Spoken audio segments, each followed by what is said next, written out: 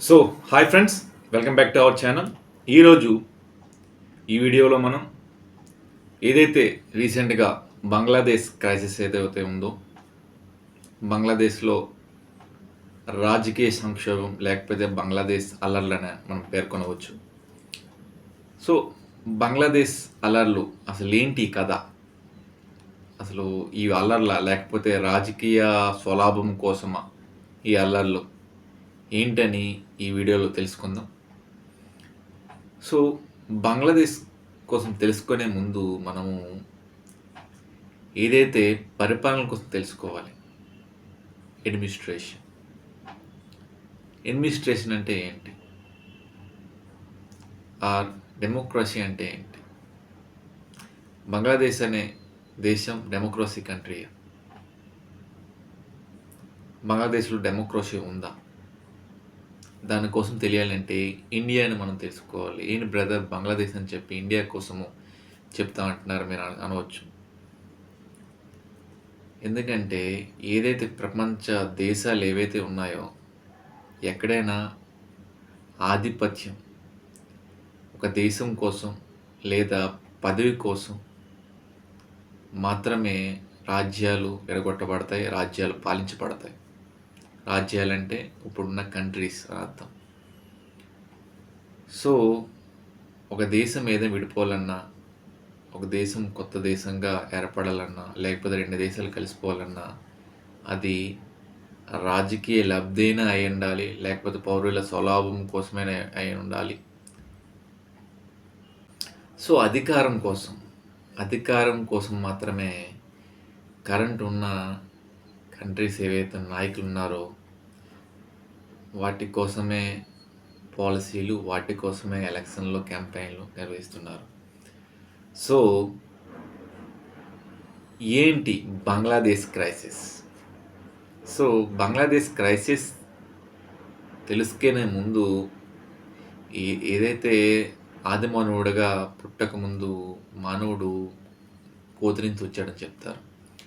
So monkey నుంచి వచ్చిన మానవుడు ఏదైతే ఆదిమానవుడా వచ్చి ఆదిమానవుడి నుంచి మనిషిగా మారి మనిషిలో మేల్ అండ్ ఫీమేల్ పుట్టి మేల్ అండ్ ఫీమేల్ నుంచి అలా ఒక కుటుంబం ఏర్పడి అక్కడి నుంచి 2 కుటుంబాలు ఏర్పడి 3 కుటుంబాలు ఏర్పడి అలా అలా అలా పాపులేషన్ పెరిగారు. అలా పాపులేషన్ పెరిగిన తర్వాత ఒక ఇద్దరి మధ్య విభేదాలు లేకపోతే ముగ్గురు మధ్య ఏదైతే ఫ్యామిలీ మధ్య విభేదాలు రావడం వల్ల మనకంటూ మన ప్రాబ్లమ్స్ సాల్వ్ చేసే వ్యక్తులను మనము పెట్టుకోవాలి. సో మనకంటూ ఒక ప్రాంతం ఉంది, మనకంటూ ఒక ప్రాంతంలో మనం జీవిస్తున్నాం. సో ఒక పాపులేషన్ మనము ఏర్పరచుకున్నాం. సో ఈ పాపులేషన్ అందరికీ డీల్ చేసే లేకపోతే మన మధ్య ఏదైనా ప్రాబ్లమ్స్ వస్తే సాల్వ్ చేసే వ్యక్తిని ఒకరిని పెట్టుకోవాలి. అలా పెట్టుకోవడం కోసం మనం ఒక గవర్నమెంట్ని ఫామ్ చేసుకున్నాం. వాళ్ళని వేరే కంట్రీస్లో రాజులు అంటారు, లేకపోతే అధిపతి అంటారు, లేకపోతే నియంత అంటారు. సో గవర్నమెంట్ ఫామ్ చేసుకున్న తర్వాత ఏ వ్యక్తికి ఏమొస్తుంది? ఒక పౌరుడికి సార్వభౌమాధికారం వస్తుంది. సో ఒక పౌరుడికి సార్వభౌమాధికారం వస్తుంది. ఏదైతే మన ప్రాంతంలో ఒక జీవిస్తున్నామో ఒక 20-30 సంవత్సరాల తర్వాత జీవించిన తర్వాత ఆ మనిషికి వచ్చే అధికారాన్ని సార్వభౌమాధికారం అంటారు. సో ఈ బిగినింగ్ నుంచి ఇప్పుడు వరకు మానవుడు అన్నీ ఆది మానవుడు పుట్టిన తర్వాత మ్యాన్గా అవతరించిన తర్వాత ఒక ప్రదేశాన్ని ఏర్పరచుకొని అందులో పాపులేషన్ జీవించి తర్వాత గవర్నమెంట్ ఏర్పరచుకున్నారు. సో అలా గవర్నమెంట్ ఏర్పరచుకున్న తర్వాత సార్వభౌమాధికారం వచ్చింది. సార్వభౌమాధికారం వచ్చిన తర్వాత ఏమైంది అంటే విభజించు పాలించు అనే థాట్ వచ్చింది పాలించే వాళ్ళకి. అప్పుడు రకరకాల గవర్నమెంట్స్ వచ్చాయి. అలా వచ్చిందే మనం ఈరోజు చూస్తున్న అరబిక్ కంట్రీస్ ఏవైతే అరబిక్ కంట్రీస్ ఉన్నాయో అక్కడ రాజుల పాలన. ఏదైతే ఇండియా, యూకే ఏదైతే కంట్రీస్ ఉన్నాయో అక్కడ ప్రైమ్ మినిస్టర్ పాలన. ఏదైతే యుఎస్ ఉందో, అమెరికా ఉందో అక్కడ ప్రెసిడెంట్ పాలన. ఇలా మనం చూస్తున్నాం. అసలు విభజించి పాలించి అనేది వేరే దేశాల్లో ఉంది. ఇండియా ఎలా చూడవచ్చునంటే ఇండియా అనేది ఒకప్పుడు చాలా చాలా పెద్ద దేశం. ఎందుకు పెద్ద దేశం అంటే ఒకప్పుడు పాకిస్తాన్ ఇండియాలో ఉండేది. అండ్ బంగ్లాదేశ్ ఇండియాలోనే ఉండేది. అప్పుడున్న నాయకులు ఏం చేశారంటే, విభజించు, పాలించు. మనం బేసిక్‌గా ముస్లిం సోదరులు కోసము ఒక మనము ఒక మాకంటూ ఒక ప్రభుత్వం కావాలి, మాకంటూ ఒక దేశం కావాలని ఏర్పరచుకున్నారు. అలా అని చెప్తారు. అలాంటప్పుడు ఇండియాలో రకరకాల మతాలున్నాయి ఇప్పుడు. సో, అది ప్రజల తప్పు కాదు. అప్పుడున్న పాలకులు వాళ్ళకు అనుగుణంగా చట్టాలు చేసుకునే విధంగా వాళ్ళకు అనుగుణంగా మార్చుకున్నారు. సో, ఎప్పుడైతే పాలకులు విభజించు, పాలించు అనే థాట్‌లో ఉంటారో, అప్పుడు ఒక ఒక దే ఒక దేశం 2 దేశాలుగా విడిపోద్ది. అలా విడిపోయిందే ఇండియా, పాకిస్తాన్. అలా విడిపోయిందే ఇండియా, బంగ్లాదేశ్. అలా విడిపోయిందే ఏపీ, తెలంగాణ. సో, బేసిక్‌గా ప్రజల కోసం అంటారు. ప్రజలు కొన్ని కొన్ని విషయాల్లో ప్రజలకి ఏముంటదంటే, ఒక 2 రాష్ట్రాల్లో ఏర్పడితే ఇలా గవర్నమెంట్ జాబ్స్ అనేవి పెరుగుతాయనుకుంటారు. కాకపోతే జాబ్స్ ఇక్కడ అవి పాలకులు గాని అవేం ఆలోచించరు. మెయిన్‌గా బేసిక్ అంటే విభజించు, పాలించు దాంట్లో ఇప్పుడు ఇండియా, పాకిస్తాన్ విడిపోయింది. అక్కడ ఇద్దరు ప్రైమ్ మినిస్టర్స్ వచ్చారు. ఇద్దరు ఫారిన్ మినిస్టర్స్ వచ్చారు. సో, పదవి ఒక పదవనేది 2 పదవులవుతుంది. అలాగే బంగ్లాదేశ్ విడిపోయింది. ఒక పదవనేది 2 పదవులయింది. అలాగే ఏపీ, తెలంగాణ విడిపోయింది. ఒక సీఎం అంటూ ఇద్దరు సీఎంలు, ఇద్దరు గవర్నర్లు ఏర్పడ్డారా లేదా? 2 హైకోర్టులున్నాయి. సో, ఇలా ఏర్పడ్డాయి. విభజించు, పాలించు. అలా విభజించు, పాలించిన దాంట్లో ఇండియా, బంగ్లాదేశ్ ఏర్పడింది. సో, ఇండియా, బంగ్లాదేశ్ ఎందుకు ఇవయ్యాయి? ఒకప్పుడు బంగ్లాదేశ్ ఇండియాలోనే ఉంది కదా! బంగ్లాదేశ్‌ని పూర్వం ఏమనేవారంటే ఈస్ట్ బెంగాల్. ఇప్పుడు మనమైతే వెస్ట్ బెంగాల్ ఉన్నాం. మనం అనుకుంటాము కోల్‌కతా అని. ఒకప్పుడు వెస్ట్ బెంగాల్, ఈస్ట్ బెంగాల్ 2 కలిసి ఉండేయి. సో, ఈస్ట్ బెంగాల్‌నే మనము తర్వాత కాలంలో బంగ్లాదేశ్ అని పిలుచుకున్నాం. సో, ఈస్ట్ బెంగాల్‌ని మనం తర్వాత కాలంలో బంగ్లాదేశ్ అని పిలుచుకున్నాం.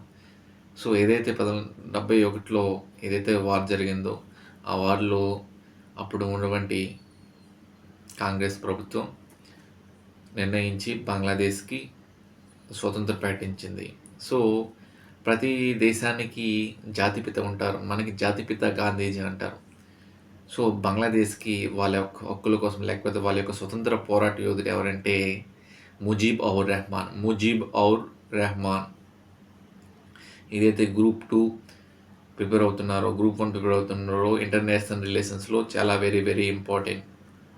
ముజీబ్ ఔర్ రెహమాన్ లేకపోతే ఏదైతే former prime minister of the Bangladesh Sheikh Hasina ఎవరైతే ఉన్నారో వాళ్ళ యొక్క ఫాదర్ ఎవరు? షేక్ ముజీబ్ ఔర్ రెహమాన్. సో, బంగ్లాదేశ్ జాతిపిత వచ్చేసి షేక్ ముజీబ్ ఔర్ రెహమాన్. ఆయన ఆ దేశం స్వతంత్రానికి చేసిన పోరాట పటిమకి ప్ర ఆ దేశ ప్రజలు గుర్తుంచుకోవాలని ఆయన్ని జాతిపితగా పేర్కొంటారు. సో, ఏదైతే 1971లో బంగ్లాదేశ్ స్వతంత్రం వచ్చిందో అప్పటి నుంచి బంగ్లాదేశ్ ఇండియా నుంచి విడిపోయింది. అప్పటి నుంచి కరువు కాటకాలన్నీ ఎన్నో ఎదుర్కొన్నాయి. అలా అలా ఎదుర్కొని వచ్చి 2009లో ఏమైందంటే ఏవైతే జాతిపిత ఉన్నారో వాళ్ళ యొక్క కూతురు 1996 నుంచి 2001 మధ్య ఆమె పనిచేశారు. కాకపోతే ఆమె చేసిన టర్మ్స్‌లో ఏదైతే 2009 ఉందో అప్పటి నుంచి ఆమె పాలన అనేది సరిగ్గా జరిగింది. సో, షేక్ హసీనా అనే ఆవిడ ఏదైతే బంగ్లాదేశ్ జాతిపితగా మనం పేర్కొంటున్నామో షేక్ ముజీబ్ ఔర్ రెహమాన్ యొక్క కూతురే షేక్ హసీనా. బంగ్లాదేశ్ ప్రైమ్ మినిస్టర్ అప్పుడు ఆమె తన పదవికి రాజీనామా చేశారు బంగ్లాదేశ్ సలాల వల్ల. సో, షేక్ హసీనా అనే ఆవిడ 2009లో బంగ్లాదేశ్ ప్రధానమంత్రిగా బాధ్యతలు చేపట్టింది. సో, ఆమె చేపట్టిన నుంచి అభివృద్ధి పరంగా బంగ్లాదేశ్ ఎంతో కొంత అభివృద్ధి బాటలో నడిచింది. ఎందుకంటే షేక్ హసీనా అనే ఆవిడ ఇండియాకి చాలా మేలుగా ఉండే ఆవిడ. ఇదివరకు వచ్చిన బంగ్లాదేశ్ ప్రైమ్ మినిస్టర్‌లో షేక్ హసీనా అనే ఆవిడ ఇండియాకి ఫేవరబుల్‌గా ఉంటారు. సో, అందుకోసమే ఇండియా కూడా సైనిక సహకారం లేకపోతే ఎకనామికల్‌గా సో, అన్ని పరంగా ఇండియా కూడా బంగ్లాదేశ్‌కి అన్ని విషయాల్లో సహకరిస్తుంది. సో, ఇంటర్నేషనల్ రిలేషన్ పరంగా బంగ్లాదేశ్, ఇండియాకి మంచి రిలేషన్స్ ఉన్నాయి. సో, షేక్ హసీనా పదవీ కాలంలో ఏదైతే బంగ్లాదేశ్ ప్రధాన మంత్రిగా చేస్తున్నారో 2009 నుంచి ఇప్పటి వరకు, ఆమె ఆర్థిక పరంగా చాలా దేశంలో ఒక ఉన్నత స్థాయిలో స్థితిలో పెట్టారు. అయితే చివరగా ఆమె 2024లో తీసుకున్న డెసిషన్ ఏంటంటే అదే రాంగ్ డెసిషన్ అయిపోయాయి. ఏంటి ఆ రాంగ్ డెసిషన్? ఆమె అభివృద్ధి జరుగుతుంది. సో, అన్నీ సక్రమంగా ఉన్నాయి. ఆమె తీసుకున్న బ్యాడ్ డెసిషన్ ఏంటంటే ఏదైతే అప్పుడు స్వతంత్ర సమరయోధులు యొక్క పిల్లలున్నారో, ఎవరైతే కుటుంబీకులున్నారో, సివిల్ సర్వీసెస్ అక్కడున్న సివిల్ సర్వీస్ ఎగ్జామ్స్‌లో వాళ్ళకి 33% రిజర్వేషను కల్పిస్తామని ప్రకటించారు బంగ్లాదేశ్ గవర్నమెంట్. సో, అప్పుడు ఏవైతే నిరుద్యోగులున్నారో బంగ్లాదేశ్‌లో యొక్క నిరుద్యోగులు చెప్పారు గవర్నమెంట్‌కి. కరపత్రాలు అందించారు. సో, మీరిది చేస్తున్నది చాలా తప్పు. మాకసలు రిజర్వేషన్సే వద్దు. మాకు రిజర్వేషన్సే వద్దు. అందరికీ రైట్ టు ఈక్వాలిటీ లాగా ఎగ్జామ్ పెట్టి మార్క్స్ ఇవ్వండి. సో, అప్పుడున్న ఎప్పుడో స్వతంత్ర పోరాటం జరిగిందప్పుడు రిజర్వేషన్స్ కల్పిస్తామంటే అది ఎలా అవుతుందని బంగ్లాదేశ్‌లో యొక్క నిరుద్యోగులు వాటి కోసమే గవర్నమెంట్స్‌కి విన్నయించుకున్నారు. అది సక్రమంగా అది ఆహ్, కమ్యూనికేషన్ గ్యాప్ వలన బంగ్లాదేశ్ ప్రధానికైనా చెందకపోవచ్చు. లేకపోతే అది చూసైనా చూడకపోవచ్చు. అది మనకి బయటి ప్రపంచానికి తెలియదు. అయితే మనకు తెలిసినంత వరకు ఏంటంటే బంగ్లాదేశ్‌లో ఆ రిజర్వేషన్స్ ఆపాలని స్టూడెంట్స్ అనేవారు ప్రొటెస్ట్ చేశారు. సో, వాళ్ళు రోడ్ల బాట పట్టారు. అలా రోడ్లు బాటల పట్టింది అది ఏమైందంటే లాస్ట్‌కి రాజకీయ మలుపు తిప్పుకుంది. రాజకీయ మలుపు ఎందుకు తిప్పుకుందంటే గత 2009 నుంచి 2024 వరకు బంగ్లాదేశ్ ప్రధానిగా షేక్ హసీనా పనిచేస్తున్నారు. So, at the same time opposition కూడా చాలా వెయిట్ చేస్తుంది ఎక్కడ దొరుకుతారా అని. సో, అది బేసికల్లీ ఏ దేశంలోనైనా ఏదైతే డెమోక్రసీ కంట్రీస్‌లో ఉన్నాయో ఏ దేశంలో అయినా అది కామన్. Opposition and పాలకపక్షం. ప్రతిపక్షం, పాలకపక్షం 2 కామన్. కాకపోతే ఎప్పుడు దొరుకుతారని ప్రతిపక్షం కూడా వెయిట్ చేస్తుంటది. అలా వెయిట్ చేసిన party Bangladesh national party. So, Bangladesh national party ఏందంటే, Bangladesh national party and Jamaat Islami అనే పార్టీలు బంగ్లాదేశ్‌లో ఉన్న ప్రతిపక్ష పార్టీలు. సో, ఈ ప్రతిపక్ష పార్టీలని బంగ్లాదేశ్ ప్రధానిగా 2009లో షేక్ హసీనా బాధ్యతలు చేపట్టిన వెంటనే వాళ్ళపై ఉన్న అవినీతి ఆరోపణలు, లేకపోతే ఉగ్రవాద జామత్ ఇస్లామీ అనే ఉగ్రవాద సంస్థను 2009లోనే ఆమె గుర్తించి దాన్ని రద్దు చేసి, ఏదైతే ఆ పనిని రద్దు చేసి, దానిని ఉగ్రవాద లిస్ట్‌లో చేర్చారు. షేక్ హసీనా అనే ఆవిడ. బంగ్లాదేశ్ మాజీ ప్రధానమంత్రి. సో, అప్పటినుంచి ఈ బంగ్లాదేశ్ నేషనల్ పార్టీ అలా అపోజిషన్ అలా వస్తున్నది. కాకపోతే బయట ఉన్న ఆరోపణ ఏంటంటే ప్రతిపక్షాలని అణిచివేశారు అనే ఆరోపణ బంగ్లాదేశ్ ప్రధాని షేక్ హసీనా మీద ఉంది. సో, గాని ఏదైతే స్టూడెంట్స్ ప్రొటెక్ట్ చేస్తున్నారో 33% రిజర్వేషన్సు ఏదైతే ఆహ్, స్వతంత్రం కోసం పోరాడిన కుటుంబాలకు ఇప్పుడు వద్దు. అది ఎప్పుడో జరగాల్సింది ఇప్పుడు చేస్తున్నారేంటి? ఇప్పుడు కాలాలు మారాయి. సో, మీరు తీసుకునే డెసిషన్స్ వల్ల ఫ్యూచర్ జనరేషన్ ప్రాబ్లమ్ అవుతది. సో, అలా అని మొత్తం రిజర్వేషన్సే క్యాన్సిల్ చేసేయండి. ఏ రిజర్వేషన్ వద్దు. మేము ఎగ్జామ్స్ పెట్టండి. మేము రాస్తామని బంగ్లాదేశ్ యువకులు పేర్కొన్నారు. అయితే దానికి ఈ పాపులేషన్ పార్టీస్ ఏవైతే ఉన్నాయో Bangladesh national party and Jamaat Islami సంస్థలు రాజకీయ మలుపు తిప్పి వాటిని ఉపయోగించుకున్న విధంగా చేసి ఏవైతే ఆ ప్రొటెస్ట్ అల్లర్లని పెద్ద అల్లర్లని చేసేసారో. ఎందుకంటే ఏ కంట్రీలో కూడా యంగర్ జనరేషను ఒక మనిషిని చంపే విధంగా ఎక్కడ చేయరు. సో, ముస్లిం జామితి ఇస్లామీ అనే ఉగ్రవాద సంస్థ అది చేసి అది చేస్తున్నారెవరు? అల్లర్లు చేస్తున్నారెవరు? ధర్నాలు చేస్తున్నారెవరు? స్టూడెంట్స్ అని చెప్తారు. కాకపోతే అక్కడ చేసేది జామితి ఇస్లామీ అనే ఉగ్రవాద సంస్థ. సో, జామితి ఇస్లామీ అనే ఉగ్రవాద సంస్థని ఎప్పుడూ బంగ్లాదేశ్ గవర్నమెంట్ రద్దు చేసింది.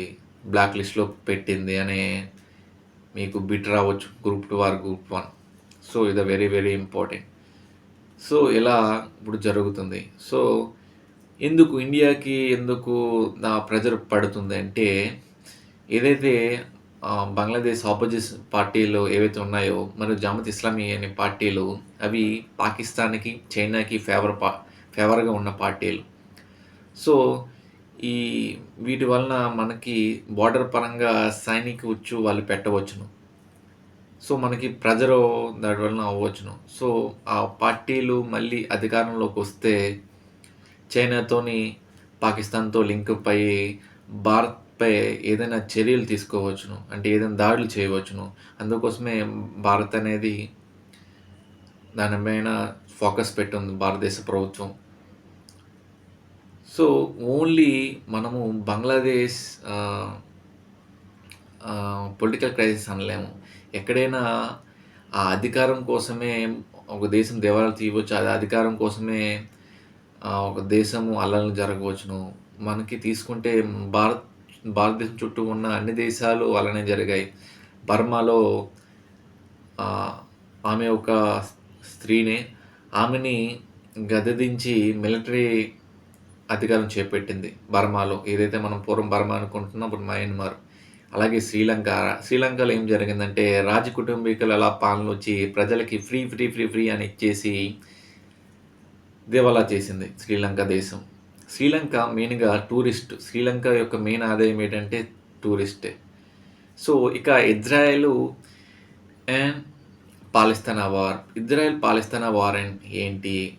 1948 వరకు ఇజ్రాయెల్ అనేది చరిత్ర పటంలో లేనే లేదు ఇజ్రాయెల్. ఎప్పుడు ఇజ్రాయెల్ వచ్చింది? 1948లో ఏమైందంటే, ప్రపంచంలో అన్ని దేశాలలో మతపరమైన దేశాలు ఏర్పడ్డాయి. కొన్ని దేశాలు అన్ని మతాలు కలిపి ఏర్పడ్డాయి. Example India. కొన్ని మతాలు ఓన్లీ ఈ క్రిస్టియన్ మతము ఒక దేశంగా, లేకపోతే ఓన్లీ ముస్లిం మతం ఒక దేశంగా ఏర్పడ్డాయి. సో, అలా ఏర్పడినప్పుడు కొంతమంది దేశస్థులు ఆ దేశాన్ని నుంచి వాళ్ళు ఒక మతము ఆచరించి ఇంకో మతము వాళ్ళైతే ఆ దేశం నుంచి విడిపోయి వచ్చి ఒక సమూహంగా ఏర్పడ్డారు. అలా ఏర్పడిందే ఇజ్రాయెల్. సో, అలా వచ్చినోళ్ళందరూ కూడా గొప్ప గొప్ప సైంటిస్టులు. సో, అలా ఇజ్రాయెల్ సమూహంగా ఏర్పడి ఎక్కడ ఏర్పడింది? పాలస్తీనాలో కొంత భూభాగము ఆక్రమించుకుంది. ఎలా ఆక్రమించుకుంటారంటే, ఇజ్రాయెల్‌లో ఉన్న పౌరులు అన్ని దేశాల పౌరులు. సో, అన్ని దేశాల పౌరులు వారు మళ్ళీ టాలెంటెడ్ పర్సన్సు. ఈరోజు మనము వాడుతున్న టెక్నాలజీ, మనం వాడుతున్న యుద్ధ విమానాలు మొత్తం దేశంలో కనిపెట్టినవే. అందుకోసమే ఇజ్రాయెల్‌లో వరల్డ్‌లో ఉన్న అందరు టాలెంట్ పర్సన్స్ ఎవరైతే ఉన్నారో ఆ టైంలో ఆ దేశంకి వచ్చి స్థిరపడిపోయారు. సో, ఇజ్రాయెల్ పాలస్తీనాలో కొంత భూభాగాన్ని తీసుకొని అలా ఉండేది. సో, అలాగా కాలం మారుతున్న కొద్దీ ఇజ్రాయెల్ ఇంకా పాలస్తీనాలో భూభాగాన్ని అలా తీసుకుంటూ ఉండగా 2001 టైంలో అలా మారుతూ ఉండగా ఇజ్రాయెలు గజా అనే స్ట్రిప్ ప్రాంతంలో పాలస్తీన్‌లను బంధించింది. సుమారు 25,000 మందిని ఆ యొక్క ప్రాంతంలో కుక్కబెట్టింది. కుక్క అంటే ఆ ప్రాంతంలో ఓపెన్ జైల్ లాంటిది. అందులో బంధించింది. ఎందుకు బంధించింది? ఇజ్రాయెల్‌ని అలా అలా బోర్డర్ పెస్తూ పెస్తూ ఒక పెద్ద దేశంగా అవతరించాలనుకుంటుంది. సో, పాలస్తీనాని చాలామంది ఆహ్, ఎందుకు పాలస్తీన్ ఇండియా ఎందుకు తటస్థ వైఖరి చూపిస్తుంది పాలస్తీన్ల మీద? ఎందుకంటే ఒకప్పుడు కాంగ్రెస్ ప్రభుత్వం ఉండేటప్పుడు పాలస్తీన్లకి మనం ప్రొటెక్ట్ చేసేది, పాలస్తీన్లకి మేము స్టేట్మెంట్ ఇచ్చేది, ఇజ్రాయెల్ చేసేది చాలా తప్పు అని. సో, ఇజ్రాయెల్ వచ్చేసి ఇజ్రాయిల్‌లో జేవిస్ అనే మతం ఉంది. జేవిస్ అనే మతము 9% మంది పీపుల్.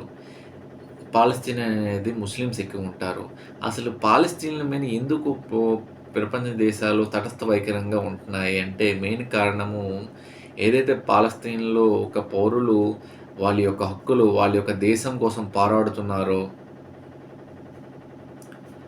పాలస్తీన్‌ల భూభాగాన్ని ఇజ్రాయెల్ ఆక్రమించుకుందని పాలస్తీన్లు పోరాడుతున్నారు.